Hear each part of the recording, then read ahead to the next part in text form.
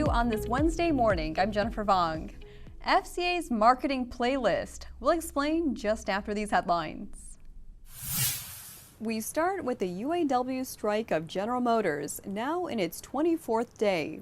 A union leader says the two sides are still far apart on at least one major sticking point: job security.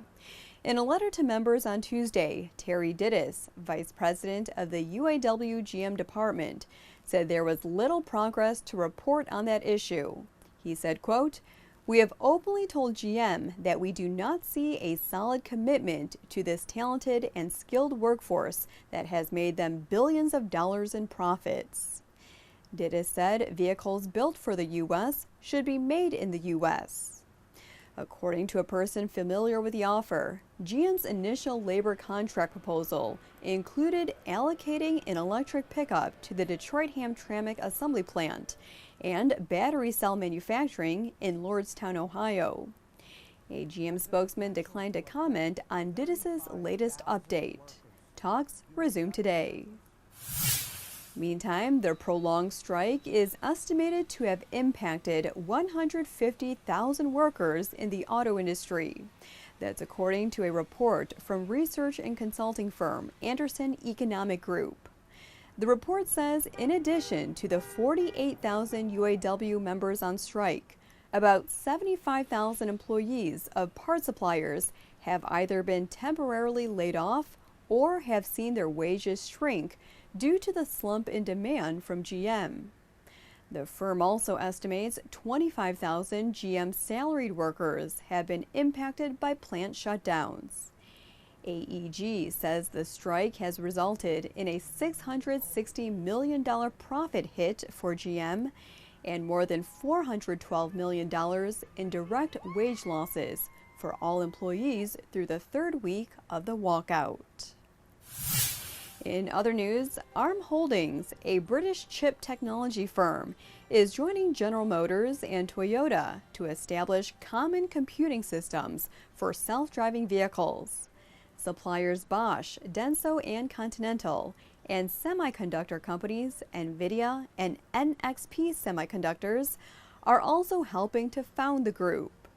The Autonomous Vehicle Computing Consortium hopes the combined effort will speed the development of the technology.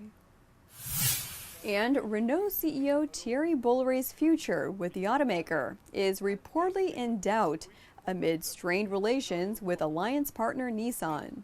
That's according to two French newspapers.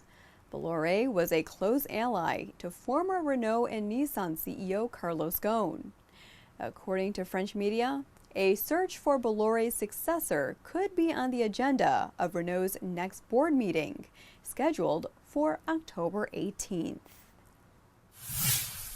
From Dr. Dre to Jennifer Lopez to Carly Rae Jepsen, those are some of the music artists who have featured Fiat Chrysler vehicles in their music videos. As our affiliate Ad Age reports, FCA's marketing boss, Olivier Francois, is obsessed with getting the automaker's vehicles in music videos. So much so that Francois has a special arrangement with the nation's largest record labels. Such deals give him first dibs on putting an FCA ride in a video whenever the need arises. In exchange, the car maker often chips in to help cover music video production costs. The ROI? Well, the dozens of videos in which FCA vehicles have appeared in have drawn more than 23 billion views combined on YouTube. Like Jeep, it's a journey, it's an adventure. FCA's other product placement deals involving music? Jeep got a primetime spotlight in August on NBC's Songland.